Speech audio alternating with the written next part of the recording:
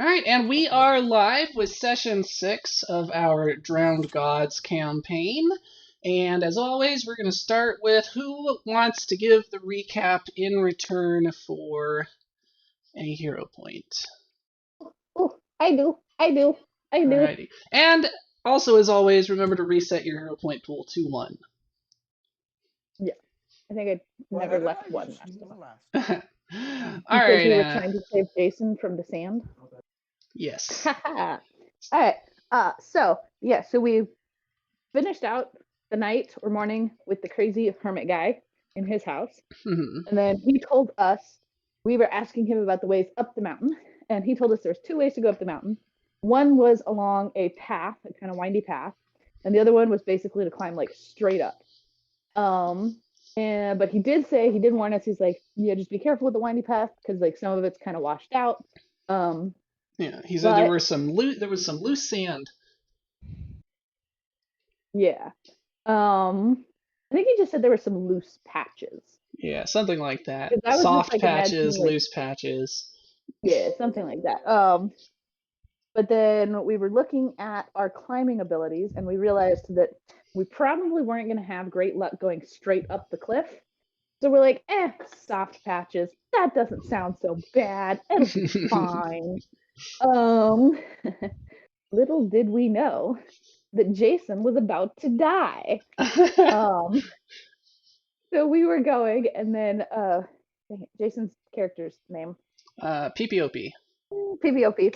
Yeah, so PPOP was going in front, kind of scouting things out, and then suddenly we just see him go, and he gets sucked waist down into a sinking sand spot, and we all kind of freak out, and we're not sure where the sinking sand starts, where it ends, but we're like, okay, well, we got to get him out of there. So we try to get him out. Manawanui tries to freeze things. Well, I don't try. Yeah, I was very successful. Freezes some of the sinking sand. PPOP kind of struggles and sometimes goes down, but most of the time goes up and slowly starts to make his way. Sometimes gets hit. And then Sammy's trying to help the other people who are on the shore, try to get him, and then Akalupu. She fell in at one point. Yeah. And had to be rescued. Yeah, yeah. And then Akalupu finally was just like, all right, I'm just gotta grab. So they make kind of a human chain. And Akalupu uses his stick and he tries to like fish PPOP out, but he accidentally like shoves him deeper in the sand, like down, like so his head is underneath the sand at one point. And then they do manage to pull him back out though, and eventually they all get out of the sinking sand, and then Manawanui freezes a safe path across the sinking sand, and they get across, and that was when we all decided we were tired and sat down and ate snacks. Yep. That was actually a lot more detail than I was expecting out of the like sinking sand part of what happened last time. Me I thought too. It was I'm impressed. Yeah, I figured it would just be like, and then we spent a lot of time trying to get out of sinking sand, like most of the entire session. But there were a couple of things. There were a couple of things way back at the beginning of the session that are probably important. So, in the morning, you saw the old man in the sunlight and actually realized that he wasn't just super wrinkled and old. He actually was also covered in scars and burns. That's true. That's probably important. And he said that sacrifices had to be made in order to. Oh, that's right. He was creepy. Yeah, that sacrifices had to be made in order to learn the secrets of fire. He's gonna come up and like push us in the lava. That was what you guys started thinking might happen, and then also. There was something that happened with Sammy's rat. Oh, right. Sammy's rat is going to try to kill Manawanui. Yeah, or at least Manawanui thinks so. It may have just been a dream. But he certainly did wake up early in the morning after a dream about Chi-Chi. No, that was the second fake out. So he had a dream. Do you remember about what it was about, Abe? I had a dream. I have a dream. Archibald. Archibald was in my dream. Mm-hmm. Or actually, Reginald. Reginald, not Archibald. Reginald. Reginald was in my dream. There was a ship. Yeah, it was a ship. Was it though? Well, I think it was a ship. We're heading into some sort of storm. Was it a big airplane or a spaceship? You never know. Maybe. Point is, the people didn't sound worried enough. They sounded like kind of like they're taking everything chill. Like they were like they're really chill about it. That's all I'm saying. And what else happened? Then we crashed, or I think we crashed. And no, we didn't crash. They just started getting quieter and more distant. I think I like fell over or something. Yeah, so you had a dream where you were going through some very hard space. You couldn't really see, so in the dream you were just wandering around by feel, and you could feel hard, smooth surfaces that were cold to the touch around you. And you could hear voices, and you opened something by grabbing a hold of some sort of handle and twisting it, or turning it. And you came out and you could hear a man's voice talking with a bit of a British accent. And indeed, he did say something to Reginald. Something about, oh, that's a rather large one. And then you seem to have been hit by water. And as you are... Right. So... I don't want to give you the answers, even though I feel like it's fairly obvious what actually happened. I just don't want to be like, oh, you got grabbed by an octopus, obviously. That's right. Okay. But yes, for some reason... I remember. Yes, and you also, the people used your name, but you couldn't make it out. Like, you know it was your name, but you have no idea what they said. But you did... No, they were obviously talking to someone else when they were talking to Reginald. But you have decided that you're renaming your raven to Reginald. I am renaming my raven to Reginald, but let me actually do that real quick. That's not the cord. Yes, and then you wake up from that dream to a heavy weight on your chest, and Chi-Chi's with glowing red eyes staring at you, and it says that perhaps you shouldn't ask so many questions about Sammy because you might not like the answers. And you might not like the consequences. That's right. And then you wake up again, and Chi-Chi is curled up right next to Sammy. And I think I see a little glint. Yes, you think you might see a little glint. That's right. Alright. Just figure we should make sure to include those in the summary, because those might be important plot points. I'm glad. They're not important to Akalupu. True. You were asleep that whole time. You don't care. Alrighty, so... then all of the stuff with climbing the mountain and the sinking sand happened, and great detail on that. Anna, give yourself a hero point. I did. Alrighty, so you are now past the sinking sand. You've taken a short a short rest. Everyone is kind of breathing a little hard, but you're feeling significantly better now, and you are ready to proceed further up this mountain trail. Let's do it. Onward. So, what's the plan? What's the marching order? I know we just started. Yeah, I know that. But my pregnant bladder decided now's a good time to really have to go. Fair enough. So I will be right back. Oh yeah, the sinking sand circle is only visible on my screen. I moved it to the GM screen. There we go. Okay, well I'll lead again. Now I know to be on the lookout for the sand. All right. And are you doing again like 50 feet in the front? No longer. No, I'm going 10 feet in front, and I'm on my hands and knees. Okay. Low You're not risk. just gonna. That seems like it would be awfully hard on your knees. Here, and so Sammy, who is carrying a staff, kind of a walking stick, hands it over to you and says, "If you poke the ground in front of us, I feel like that should work." Smart. All right. I take the staff, Yeah. brandish it over my head in a helicopter motion, and strike an anime pose. Yeah, you just spin it real fast and start taking off. You're just lifting off the ground like, "See you guys at the top." You're gonna Gilligan's Island it and just like grab some bamboo and make a helicopter. Haha, my name is Aang. I am the last of the airbenders. Takes off.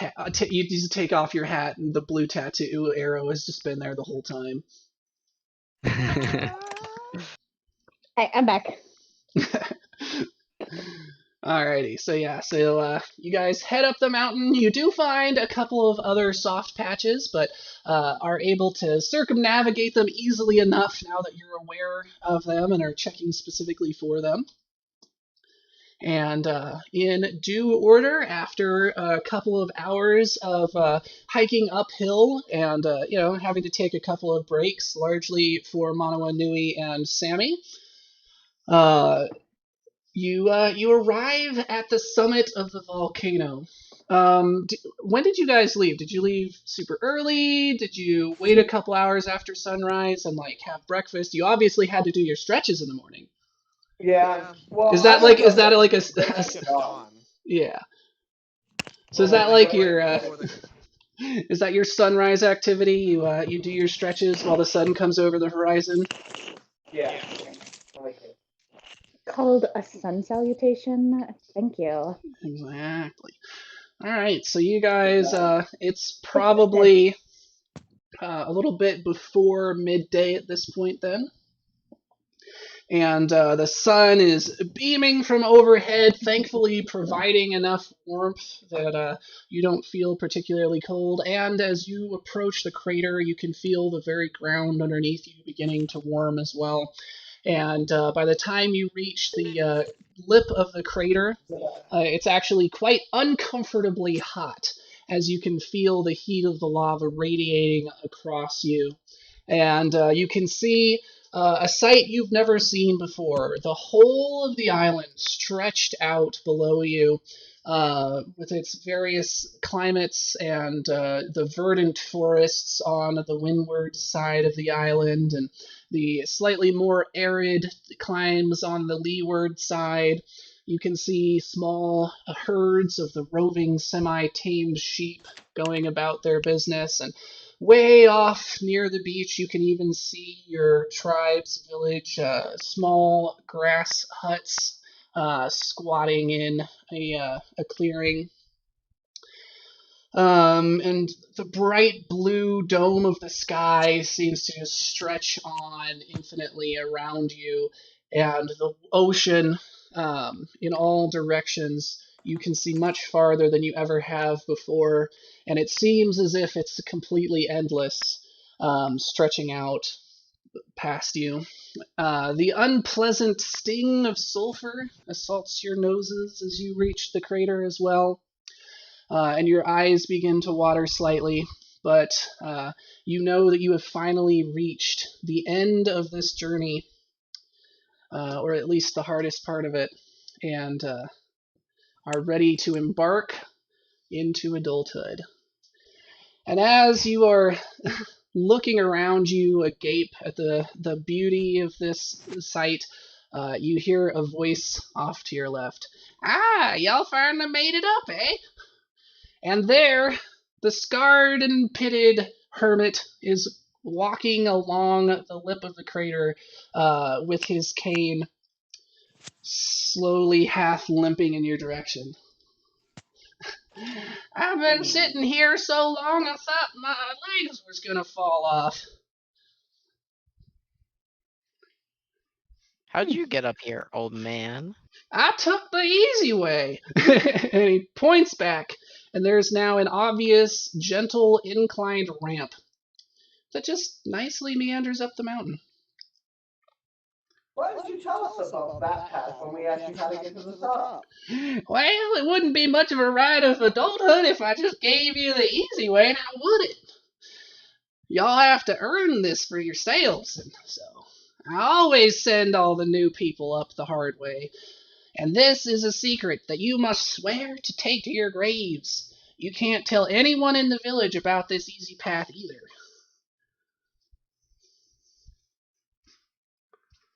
We have a deal?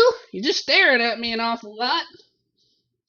Your secret will never get out if I kick you into the crater.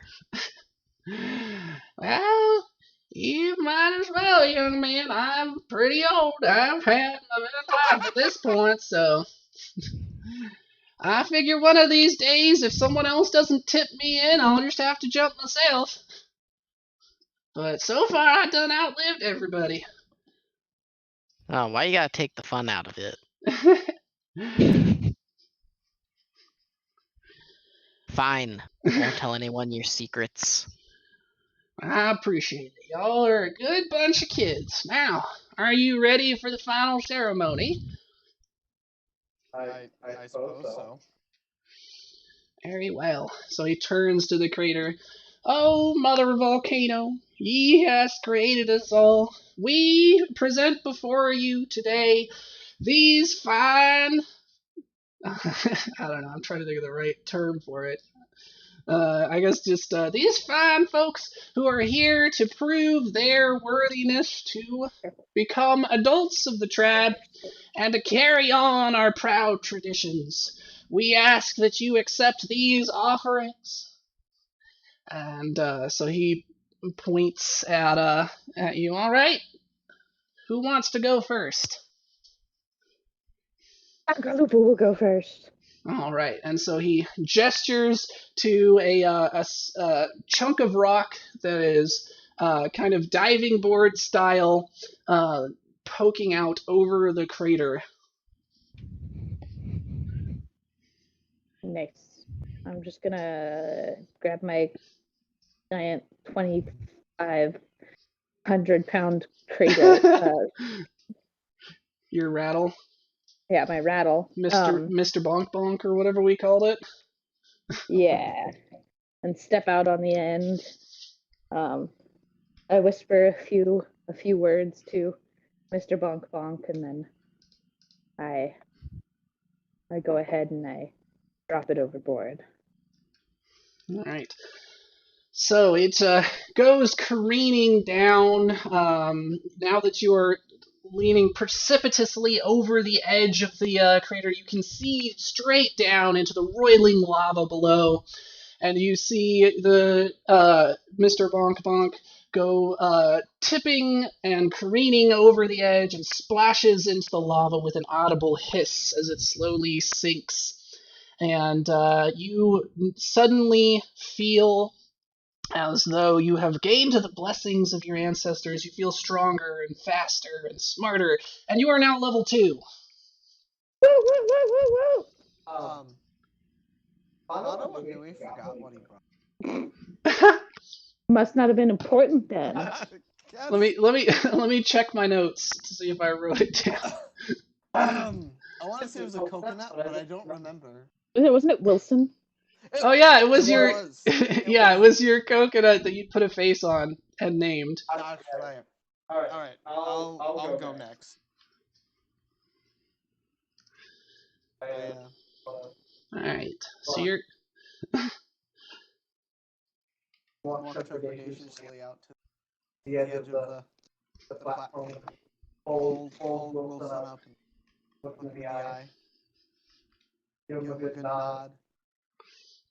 And you could swear you hear a tiny voice coming from the coconut that says, "We had some good times." A lot worse about what I'm about to do, but holding it in a chair. I'm gonna say you did well. Listen, you did well. I'm gonna drop him. All right, so Before he says anything more endearing. exactly. So it crashes down, and this very old and definitely rotten coconut splits into a million pieces and burns across the top of the lava. And you also feel infused with strength and energy, as you are also now level 2.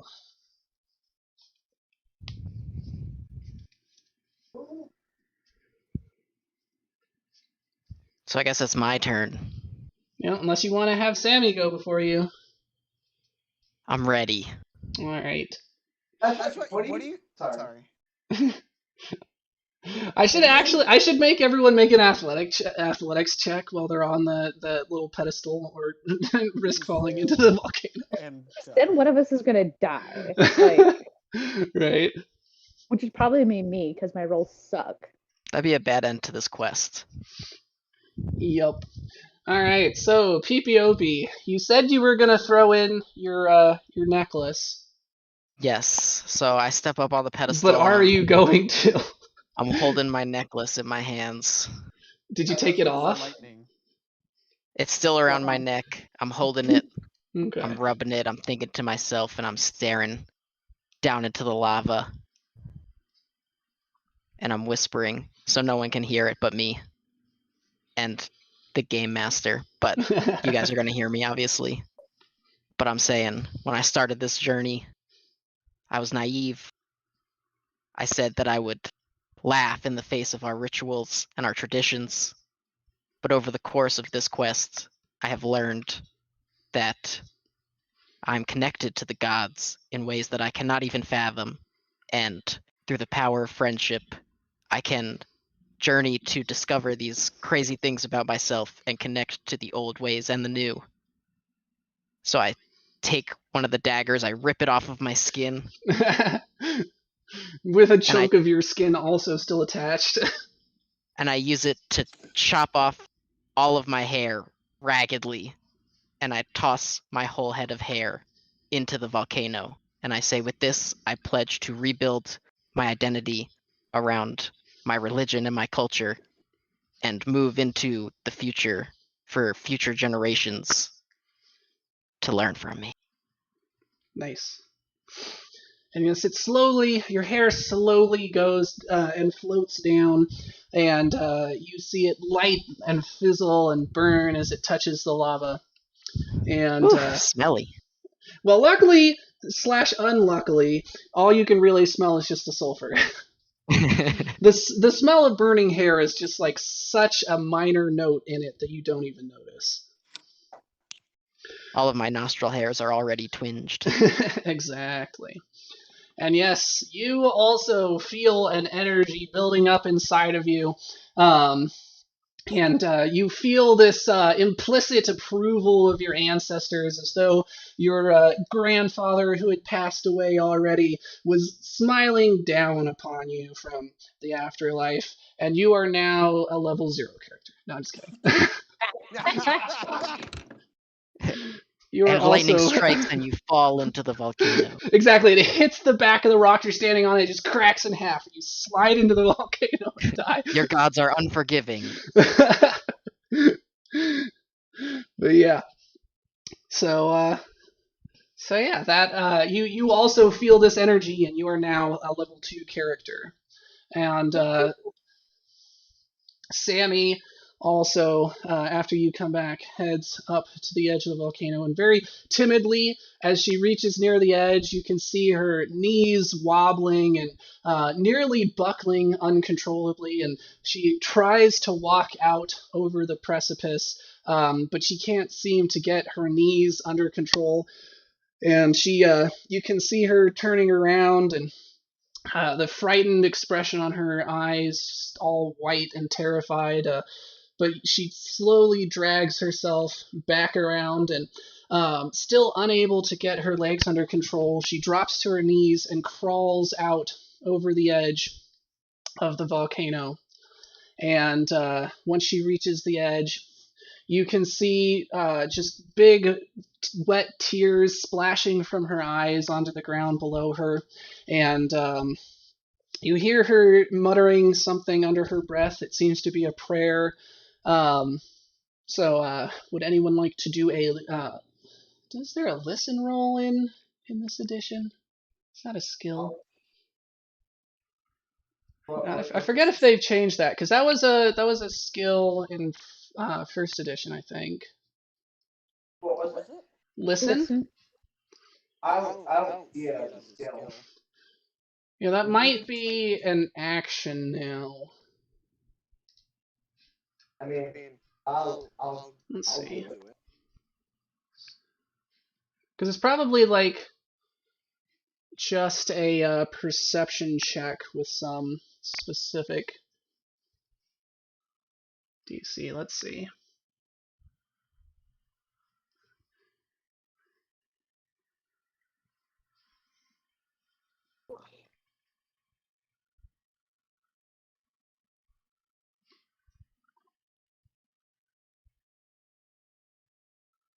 Yeah, I think it's just a perception check. I'll do it. Alright, would anyone else like to? Sure, why not? Alright, anyone who wants to, roll me a perception check to see if you can hear what Sammy says. Good question. Yes. Is in combat. That's right above you. Up, Oh, there. they changed the. No. Nope. I got a 16. Did you roll for me? Too. And then PPOP, do you want to use your cat-like sneaky character ears to roll perception as well? Yes, I got an 18. Nice. Uncle Luke got a 20. A 20, wow. Not a nat 20, it was like 14. Yeah. Akalupu just like is obviously cupping hands to ears, not even being subtle about it. Akalupu's just crawled underneath the rock. And was just like peeking around the bottom of the rock. Exactly. He's just like, you can see him like sitting there right in the corner, and there's just a stealth meme. All right, yeah. So you can hear her, and she's saying, "I know that I'm not brave like my sister or like my mother, but please help me to have the strength and the conviction to help those who need it. And my friends, I don't want to be like this forever." And she takes the pressed flour that she brought as an offering, and she tosses it off the side, and you see it fluttering down. Well, I guess you guys can't see it, but she sees it fluttering down, and then as you hear the sizzling of it hitting the lava, you can see her back tighten and straighten up a little bit, and she manages to push herself up to her feet, and her knees are still wobbling, but less so. And with her eyes still full of tears, she manages to walk back from the edge and rejoin the group before she just collapses down onto her knees. And she is also level 2. Do I need to do anything to make level 2?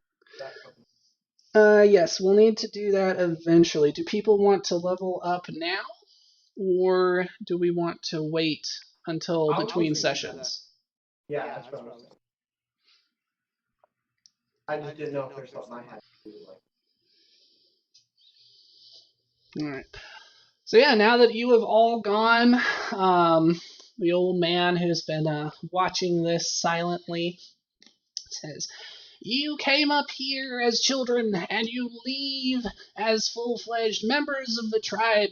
May you help the tribe and protect it, and continue our prophesized journey and objectives to bring this world back to the state it once was, when the oceans were sweet and life flourished plentifully.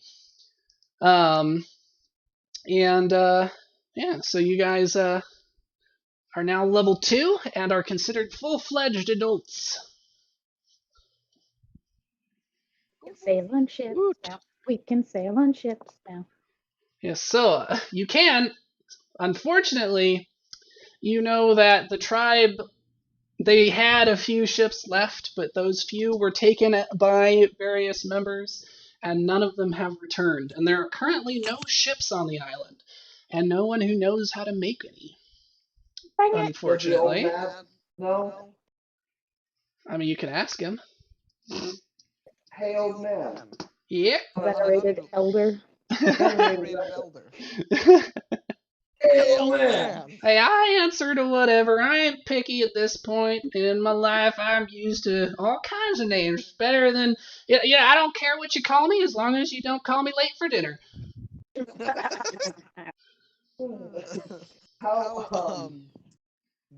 you know how to build a ship? Well, back in the day, I saw a man make a canoe. He burnt the middle out where he could sit, but weren't really good enough for any ocean travel. He just used it to tootle around the rivers here on the island.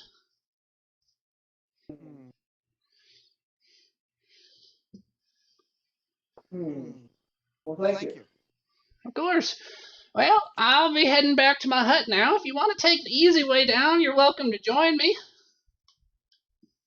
I vote we take the easy way down. I was going to say, I should take the winding path. You have fun with that. I'm going to take the easy way down. I brought my sand bathing suit, so I'm ready for the windy path.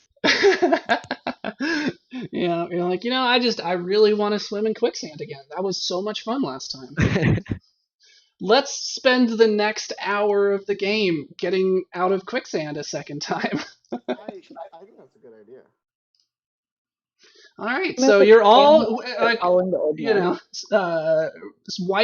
wipe transition to all of you stuck in sinking sand. No. I'm picking up Sammy so she doesn't have a choice and following the old man. All right.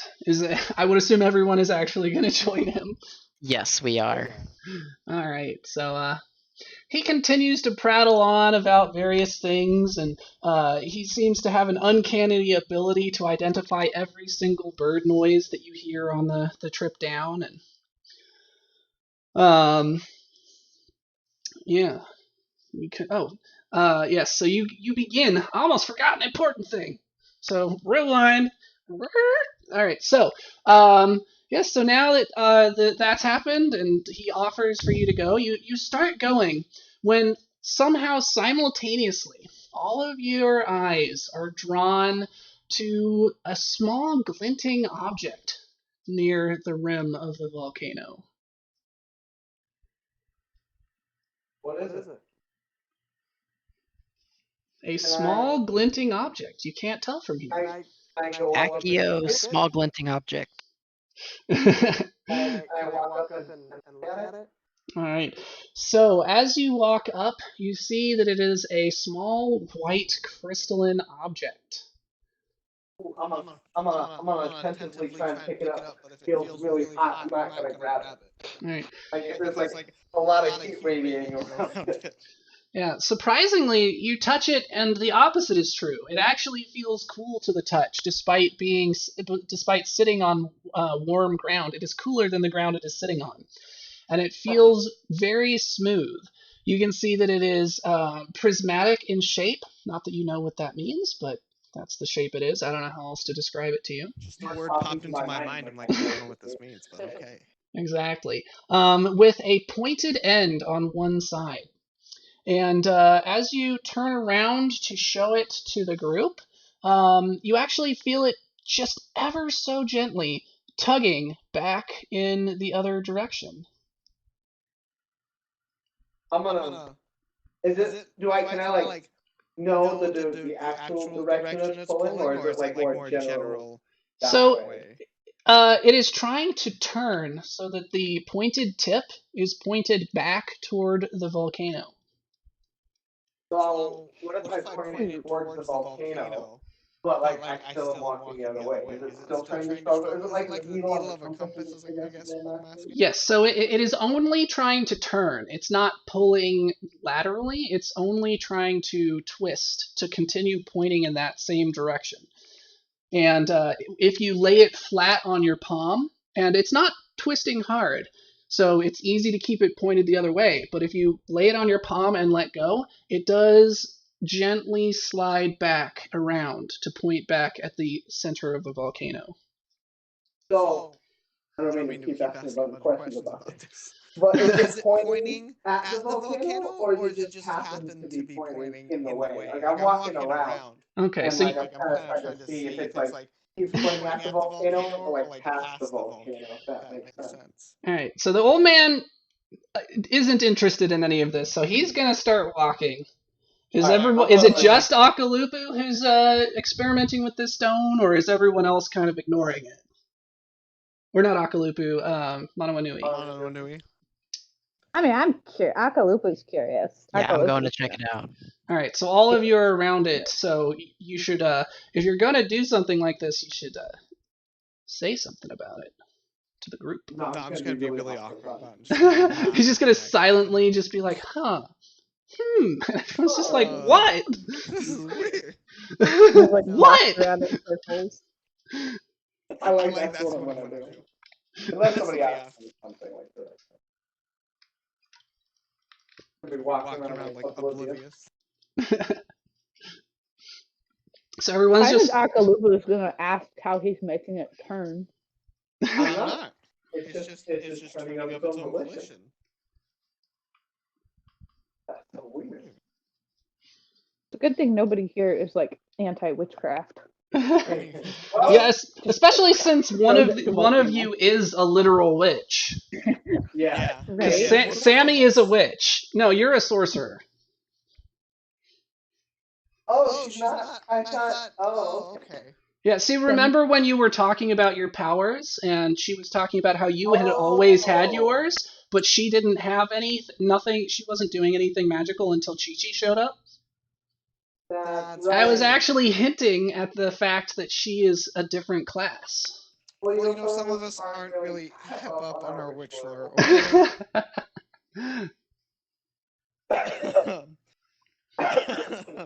Yeah, another weird thing about Manawanui is that he really hasn't seemed to grow much. He was a bit bigger than the other kids when he washed ashore, but he really hasn't grown as much as everyone else over the years that he's been on the island. That's why I call him Shorty Face. Exactly. Because he's about the same size as you right now, but if he continues to not grow, that will not be the case in a couple of years.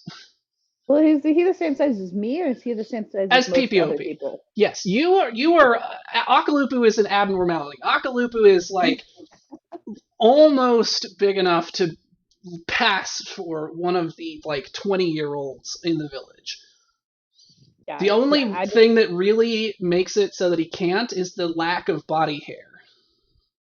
Yep. Although sometimes, when nobody's looking, I just go out into the woods and I find some sap, and then I like find some animals and I just like rip their hair off. And I just stick it on me because I just feel like that's how I should be. Exactly. Oh, don't worry, you're gonna be so hairy when you get older. Because we're gonna be like, man, why didn't we name this guy Esau? Right. All right, so as you do start to partially circumnavigate the volcano, you can see that as you go around, it does continue to actually change its direction so that it is once again pointing at the heart of the volcano. Guys, this stone, it always points back to the volcano.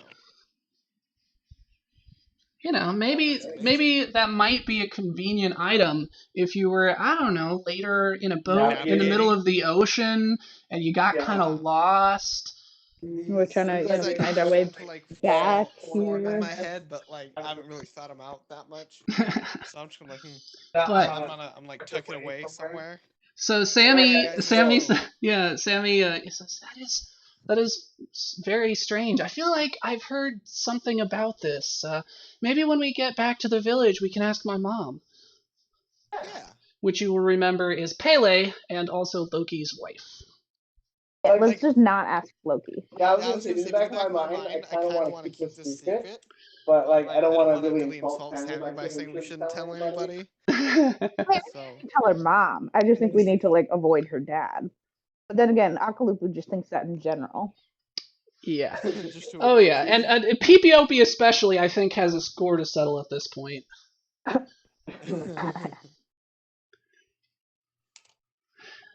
All right. I'm gonna start to head back down with my stone. Okay, So so away. in no I'm time. gonna keep it in my hand to just see like if it continues to turn. Yes, and it does. As you go down the winding path, it does just ever so slightly adjust its angle so that it is always pointing at the very center of the volcano. Voice.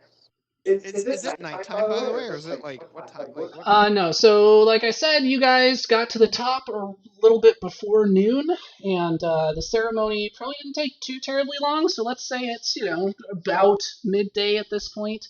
The sun is more or less directly overhead. Speaking of which, Mono Inui, let's get a Constitution check to see if you take damage from sunburn. Geez. Like, oh, dude, why did I get any points at the con? I got a 19. All right, so you manage with a plus 0. Nice. So you manage to find a ways to get enough shade, or perhaps you're just like slowly rotating your body so that you're just evenly baking.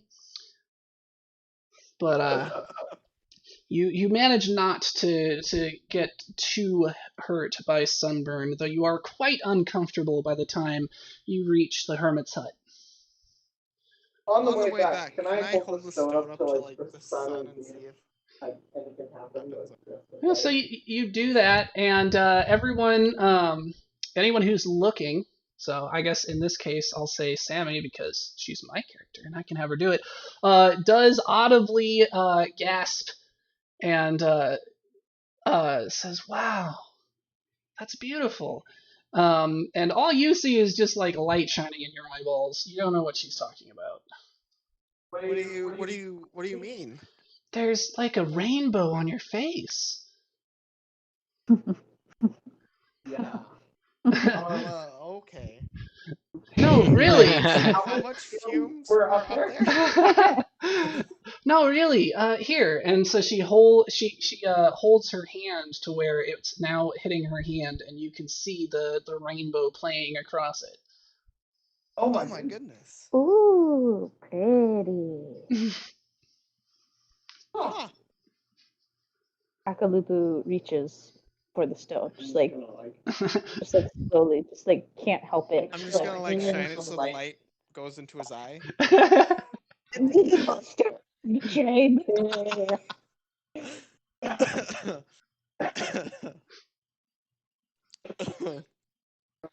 I'm gonna keep fidgeting with it like all the way down. Okay. Yeah, and surprisingly, it never seems to warm up from your touch. It is always cool to the touch, cooler than room temperature, and it's not cold. It's just like it's like cave temperatures. It's like touching a cave wall where it's probably 60, 65 degrees.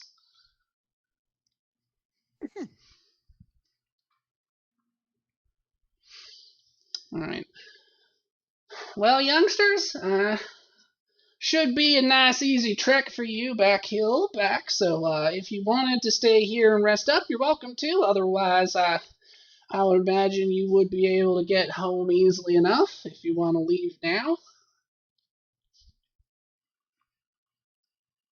I say we should head back. Akalupu wants more soup.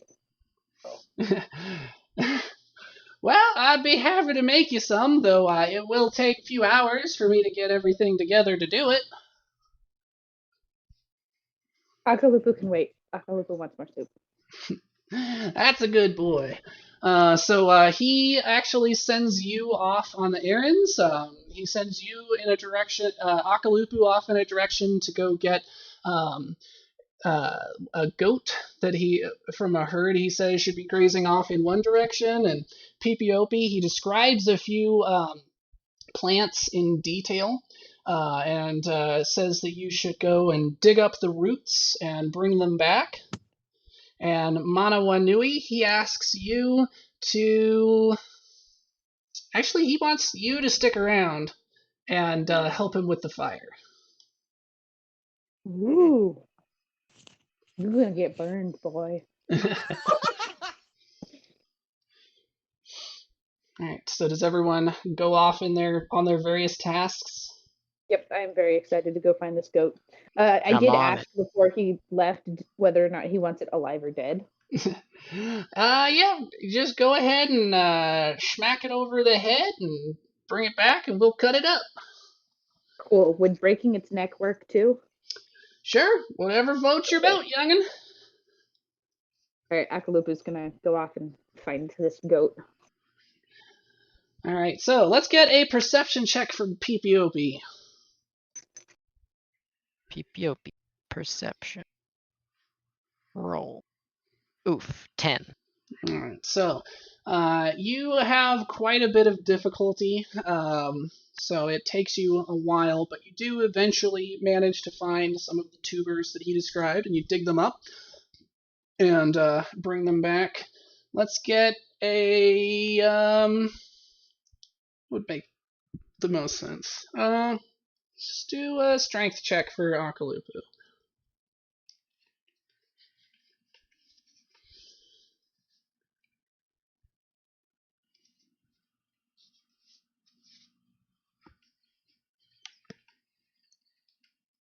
Wow. 12? Not doing so great. Yeah, 12. Alright, so Akalupu, you find the goats easily enough. And you go up to one and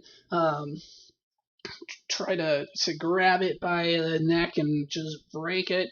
But you seem to kind of mess it up. You don't quite get a hold of it, and it kicks you in the nads. And you take 4 points of damage. Ow. That's a strong goat. Yeah, it got you right in the nads. Yeah, you've never been hitting the nads. Right in the boing loings.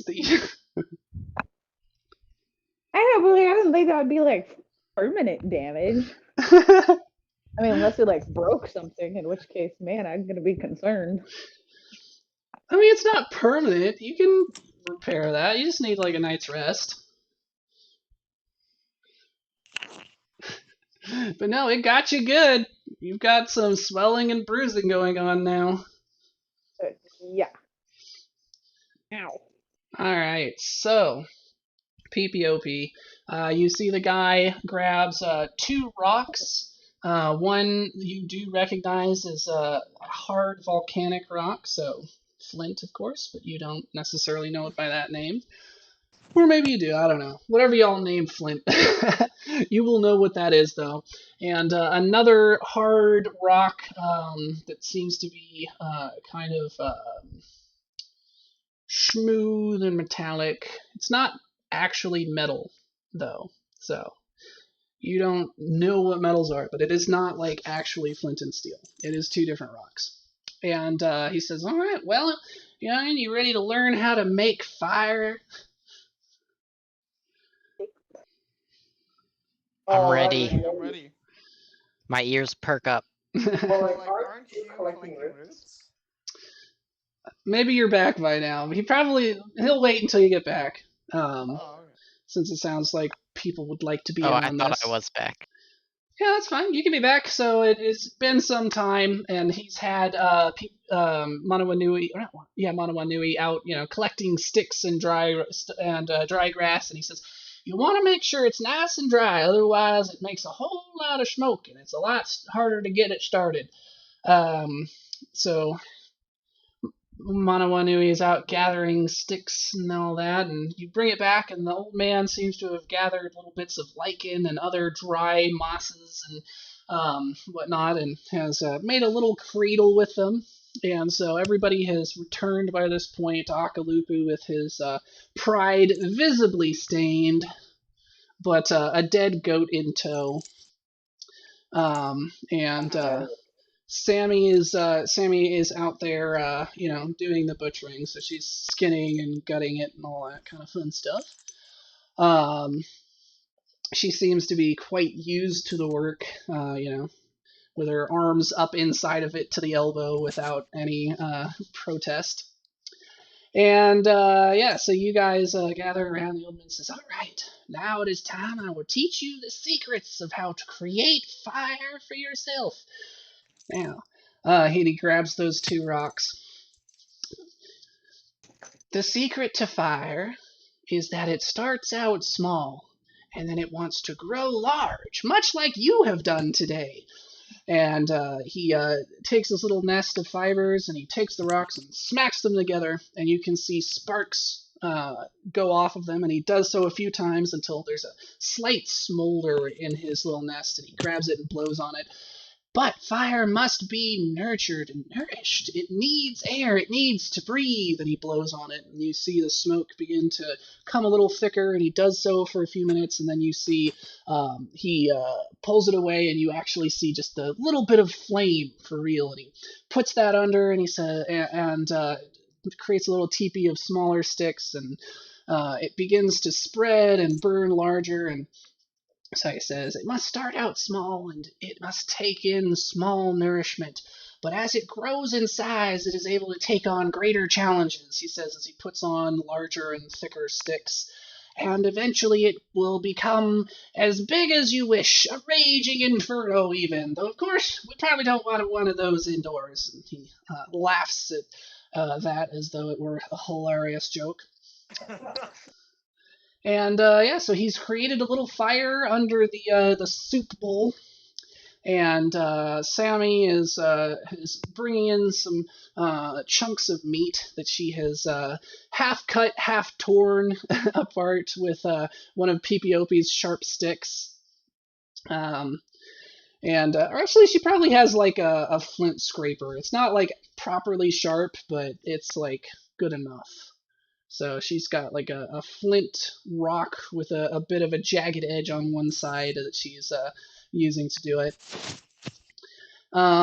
So she brings in some strips of meat, and the old man kind of throws in the tubers and that, and some water that he has someone fetch from the river in one of the Paihanas. And a few other ingredients, some dried plants that he has hanging on the walls, and soon enough that same scent is suffusing the tent.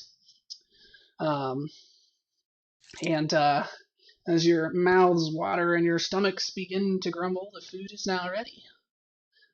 So Sammy, of course, grabs a bowl and heads outside of the hut.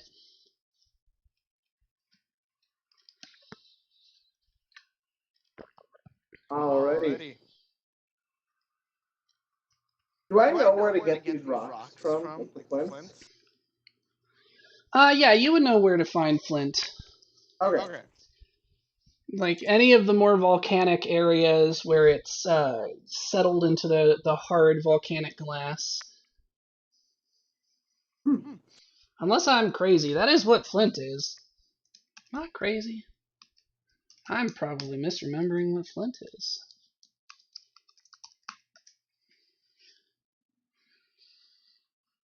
Let's see.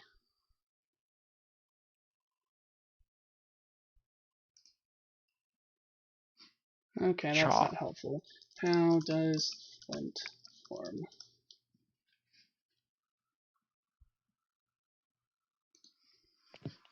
It's a type of quartz, right? Any limestone.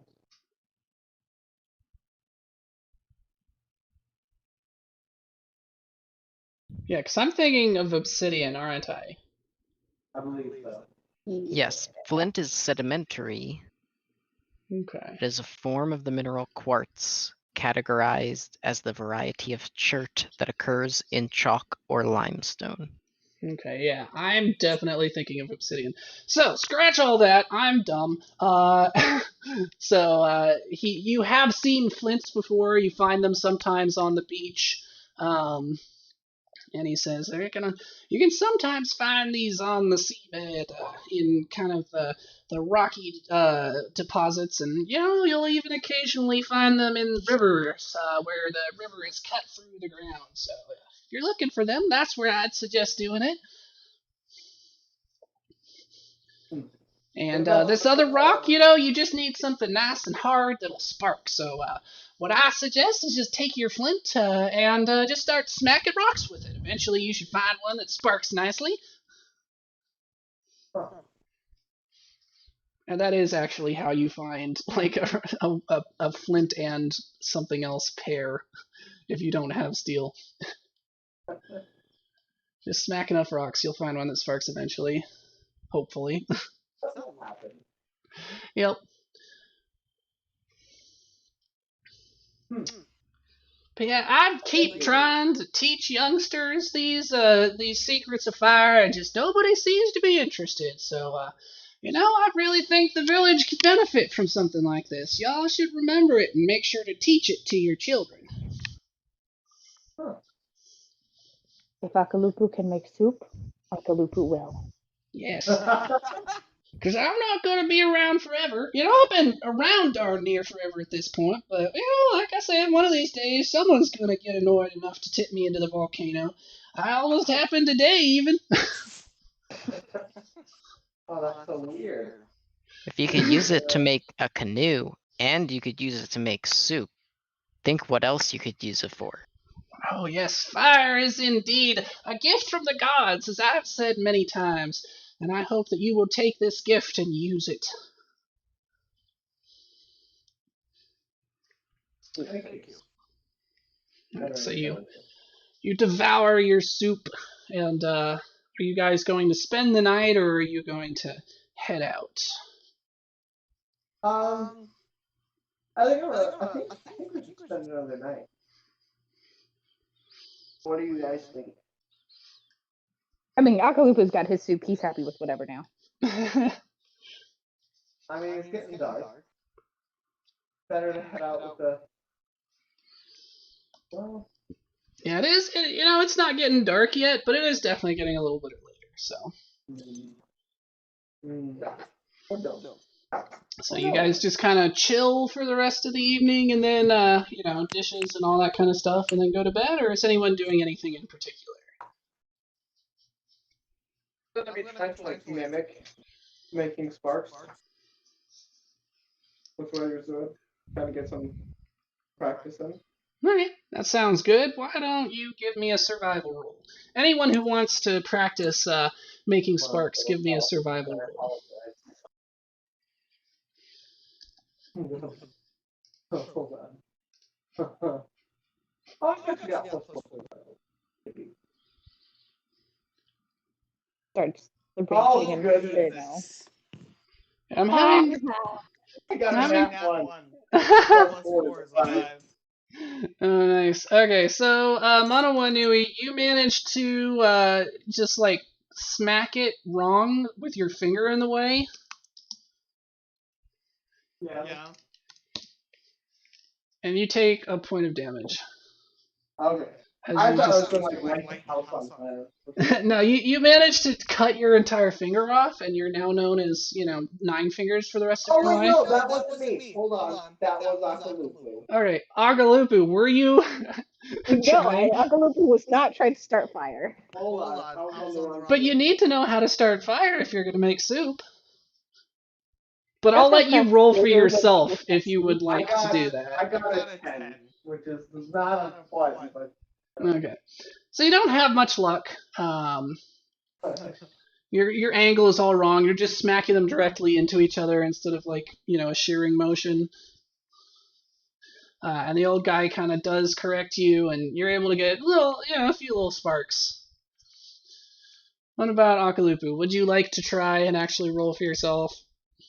Yeah. Akalupu will try for myself. Not get a 1.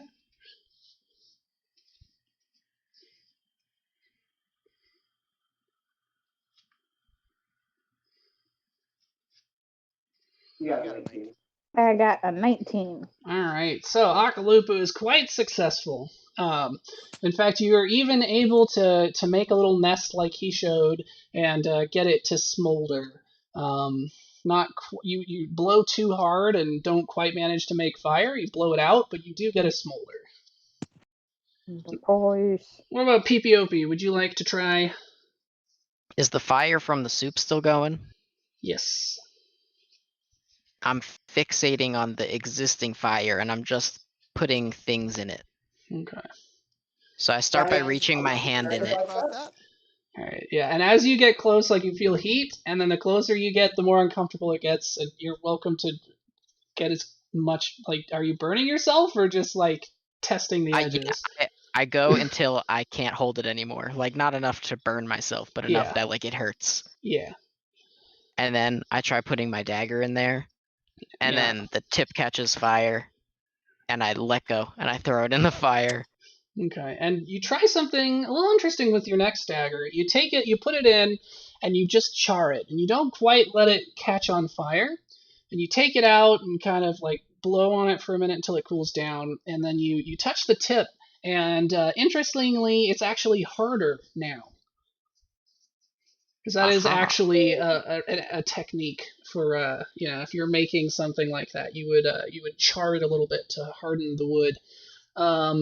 Yeah, it actually seems to have improved it as a weapon. It's made it a little bit tougher and sharper. Weapon level 2. Exactly. It's now a +1 dagger. It is actually a +1 dagger if you want it to be. And you're welcome to spend the rest of the evening doing that to all of your daggers if you want Akalupu to rip them off of you. Well, now that I've figured out like different things to do with the daggers, I'm just like looking around the room for other things I can put in the fire. Oh no. And you try all kinds of different things, rocks and shells and everything, and it's quite interesting learning what does and doesn't burn, as that's not information you would have learned.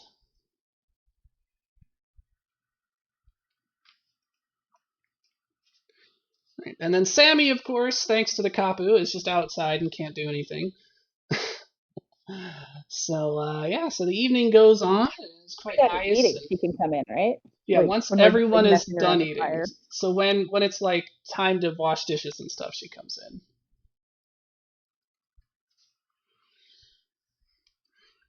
Yeah, so the evening goes quite pleasantly with y'all playing around with all of this, and then as it gets dark and it becomes time to sleep, you all find your beds facing north as per the Kapu, and the evening passes without anything of note. No strange dreams, no rats, threatening to murder you. You wake up in the morning and the old man is gone. Oh no. You don't He see died. him. Yeah, you just see a pile of Jedi robes. And then a Force ghost shows up and it's just the old man. He gone and done it.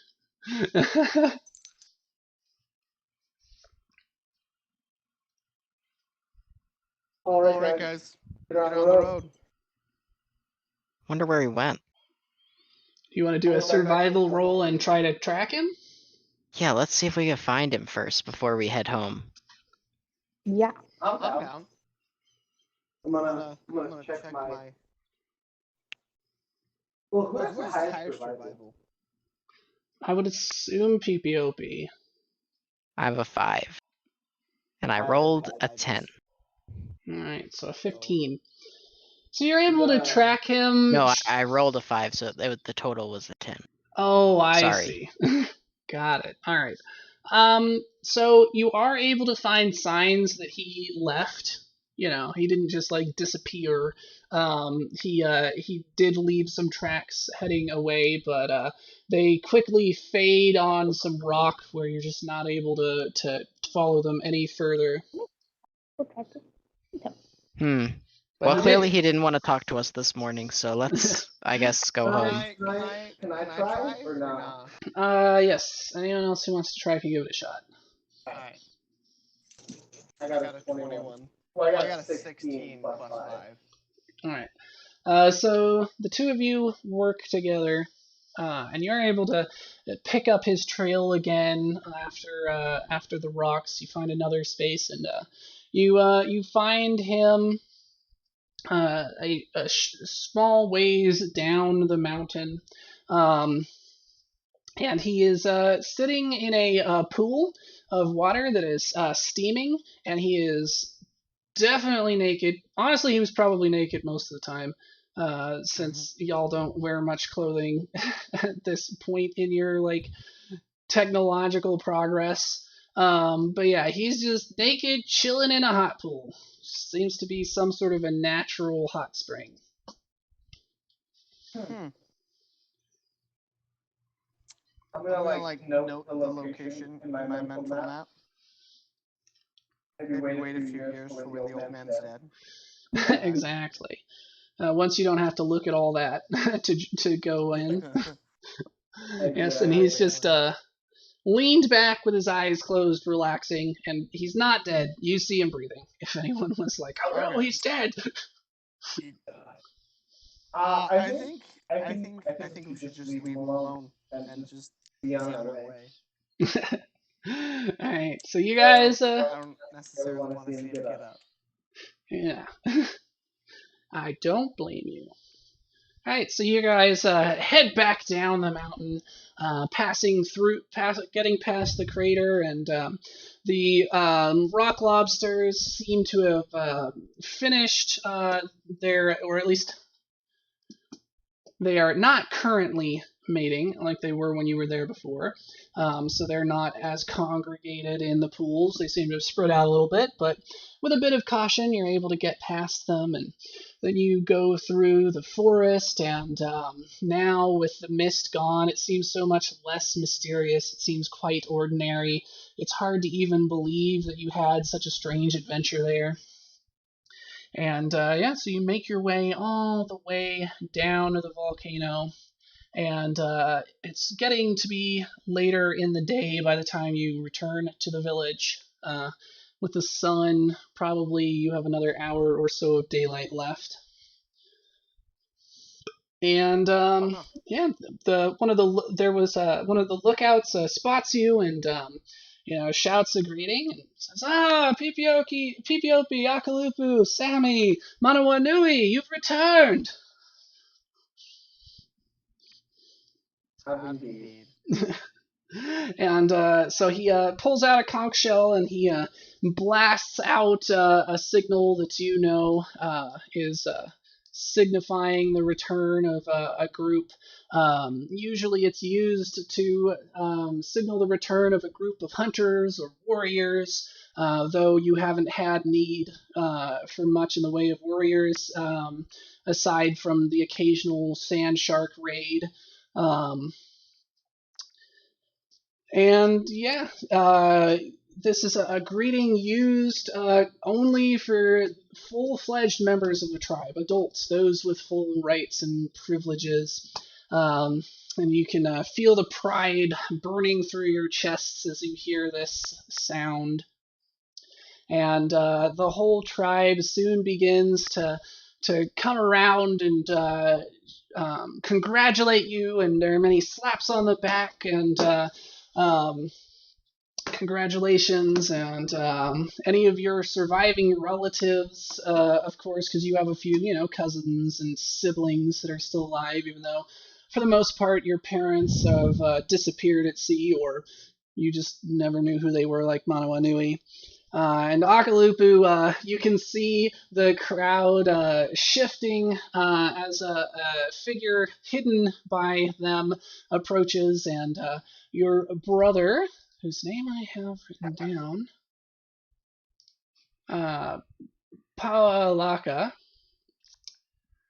and let me put that in the chat real quick.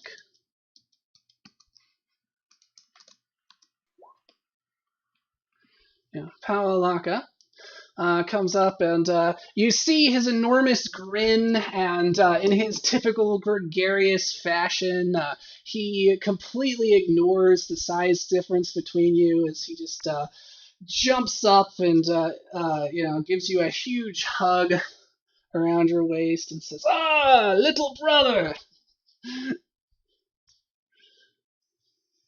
I am, yeah, Akalupu, I don't know, just kind of grabs him and sticks him under his arm and noogies him. Hey, quit that! And you feel a surprisingly, not surprising to you, but surprising for a guy his size, like a surprisingly strong blow to your ribs. Are these upper ribs or lower ribs? Like, how close to my bruised gonads is this? Not that close to your bruised gonads. It's kind of a spleen shot. Okay. Cool. Just double check it. Yes. So do you continue to noogie him despite the spleen shot? I'm gonna drop him. I'm gonna pretend like it hurt. Oh, it hurt. I'm gonna pretend that I'm pretending that it hurt. There you go. But yes, this kind of roughhousing is quite normal between the two of you. Yeah. You've come back, finally a man. We're going out on the town tonight. I've lined up a few cuties for you. Akalupu's gonna kind of blush just a little bit because he wants to pretend that he's one of those but that just does still make him kind of a little uncomfortable still. Exactly. The trouble we'll get into now. And he just jumps up and slaps you on the back. Because he can't reach it if he doesn't jump. But yeah, it's surprisingly, even though he's quite small, he's very strong and agile. Something that has often that he often takes advantage of to surprise his enemies, as he is actually one of the tribe's foremost warriors. Yes. I say, yeah, and I'm like, yeah, especially when I tell you what I've been up to and what I've discovered while I was up there. Oh, that's my brother, always using your old noodle. In more ways than one. Do we just kind of look skeptically at Akalupu when he says using your noodle? Exactly. Akalupu, famous non-noodle user. Akalupu uses his noodle the same way that Rex from Toy Story uses his head. Exactly. And you see Sami, is greeted by her mother and sister, and the two embrace, and there's quite a bit of crying and joy and hugging and laughing. And PPOP, do you have anyone in the village of note that you wouldn't meet here, or that would meet you here? My father. So your father hasn't left. He's young. All right. He's a player. Okay. Does he have a name? No. maybe his name is also PPOP. You're technically PPOP Junior. He just he names all of his kids PPOP, so he doesn't have to remember their names. Just anytime he sees one he recognizes as his own, he's just like, "Hey, PPOP." Yeah, let's see. How old am I? I'm 12, right? Yeah, somewhere around there. So he must be 25. All right. That would make sense. That's physically possible. Yeah. So he's getting ready to embark. Why is he embarking? Cause he's old. He's moving on. People staying away? Isn't that what Oh, happened? they die. I don't know. So you've actually no. So people leave the island because your tribe, according to your lore, if you remember, that people were put here on Paihana by the great coconut, or they're not the great coconut, the great palm tree, planting seeds that grew to be people, in order to fix the planet, which once was lush and verdant, and the oceans were once like fresh water, but they have since turned to salt water, and some sort of corrupting influence is slowly spreading around and creating dangerous monsters and killing off a lot of the fauna and flora that once existed as it slowly corrupts and destroys things. And it is your role as humans to find the source of that and find a way to reverse and correct it. And your tribe was once significantly larger and was one of the tribes that was still following this goal that they were given by the Great Palm Tree. Many other tribes have since given up and are not following that, but your tribe was continuing to. But in somewhat recent memory, like a few generations back, a huge storm separated your tribe, which once was a tribe of wayfarers who traveled the oceans constantly in search of a way to reverse this corrupting influence. And you are a splinter of it that was washed onto this island. And since that time, no one who has left the island has managed to come back. Or at least anyone who's gone like far off into the ocean. Some people have gone like a few days out and come back. They're like, nah. But no one who has gone very far from the island has come back. No one has been able to find other islands in return.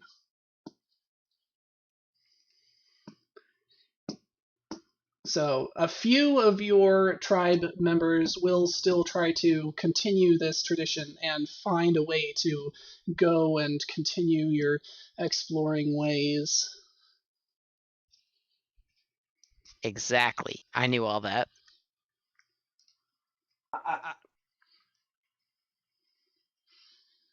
All right. So did that answer your question though? Oh, me? Yeah. But yeah, so your father wouldn't necessarily embark. In fact, at the moment, there are no boats or anyone who knows how to make boats on the island. Oh damn, okay. So never mind. But yeah, he's like an old man. He's the old man of the tribe at 25. No, I don't. I think we decided that like old was like 40s or 50s. Yeah. But I like to refer to him as the old man. Oh yes, in your mind, he's the old man. All right, so so he rolls up, and as per usual, you see him split off from some cute young thing that he was chatting up, and he rolls up and says, "Hey, Peepiopi, my boy, you always were one of my favorites. I knew you'd make it." Somehow you always manage to have a new lady, even though there's a limited number on the island. Yeah, what can I say? I've got I crave variety in life, and so I find it where I can. I'll have to tell you all about my adventures, of which there were no ladies. Yeah, I'm trying to think. His name is Elvis. Elvis. That's all I got, unless someone else is gonna come up with a better name. That's his name. Don't wear it out.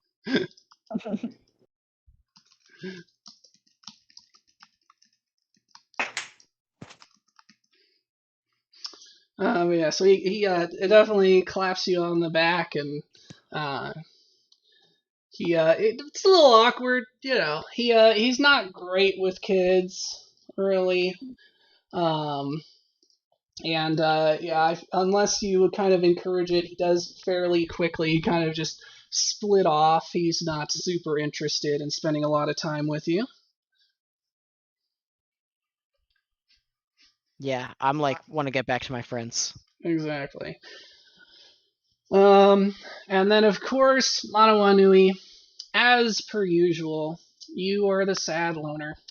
No family, no relatives, nothing. You know, people generally, you know, they know you and they all congratulate you, but there isn't anyone in particular. Though sensing your mood, Reginald does kind of nuzzle your neck with his beak. Attaboy, Reginald. We'll be okay. We'll be okay.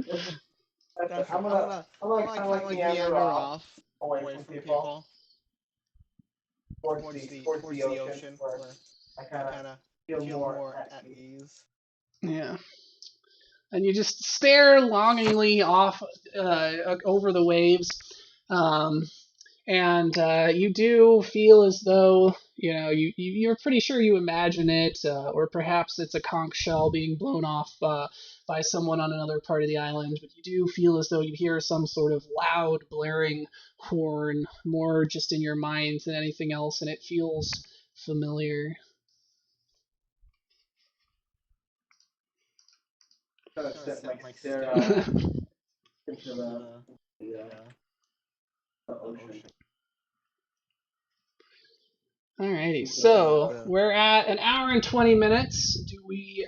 You guys know that the next thing is a feast that the village would have been preparing, a feast and celebration that will go through much of the night. Do you guys want to start in on that, or should we wrap up for now and start that up next time? I think this is a good stopping point. I think we're gonna get dinner. Alright. There's some small, I don't know, some small fairy that keeps coming home my phone's about to die, telling me that they're hungry. So I'll yeah. Yeah, sounds good. So let's go ahead and wrap up. What did PPOP learn? PPOP learned that, I don't know. Old men are not actually wizards. They just know things. Yeah. Well, not all old men are wizards, anyway. No wizards. Wizards have been disproven. That's true. Right now, your tribe is not capable of having a wizard because wizards require spell books, and you do not have the technology for writing or paper or any of the requisites for a wizard. That makes it hard. Yes. So, what did Akalupu learn? Akalupu learned how to start a fire, and that he's actually pretty good at it. True that. Alright, and what about Manawanui? Manawanui learned that if you see a shiny stone, be the first to grab it. There you go. That won't come back to bite you at any point. Oh, it's not precious. All of my bloodline shall be bound for it. Exactly. Alrighty. Yeah. Alrighty, well, thank you everyone for joining me. I hope you